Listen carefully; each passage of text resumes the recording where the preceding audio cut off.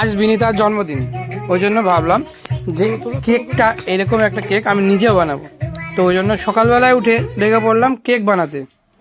তো দেখো আমার ফাইনালের লুকটা কেকের। তো কীভাবে কেকটা বানালাম তোমরা দেখো।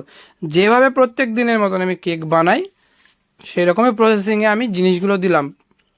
ডিম দিলাম, চিনি দিলাম, তার সঙ্গে আরও অনেক কিছু দিয়েছি, তবে এইটাকে ভালো করে ফেনা করে নিতে হবে। তারপরে ময়দা দিলাম, লবণ দিলাম, ভ্যানিলা এসেন্স দিলাম,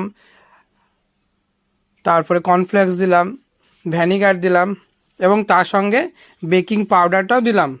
সেই মিশ্রণ দিয়ে ভালোভাবে ফর্ম তৈরি করে আমি এই কেকটা, আমার লুকটা আসলো প্রথমে। তারপরে এই কেকটার পরবর্তী যে কাজটা সেটা তোমরা সবাই জানো, ক্রিমটা কিভাবে সুন্দর করে লাগানো। কিন্তু আমরা যেহেতু প্রফেশনালি না, প্রথম করলাম, তো আমরা ভালোই করলাম মোটামুটি মনে হচ্ছে। তারপরে গানাশ দিলাম, গানাশ দেওয়ার পর তারপরে যে ক্রিমগুলো সেগুলো আমরা সুন্দর করে ডেকোরেশন করার চেষ্টা করলাম দুজন মিলে।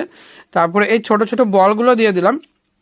এগুলো চাইলে খেতে পারো তোমরা, এগুলো কেকের ওপর দিলে খুবই সুন্দর লাগে। তারপরে কিছু ক্রিম বিস্কুট দিয়ে দিলাম। তারপরে এই লুকটা আমাদের আসলো। তো আমাদের প্রথম তৈরি করা কেক খুবই সুন্দর, আশা করি তোমাদেরও পছন্দ হয়েছে।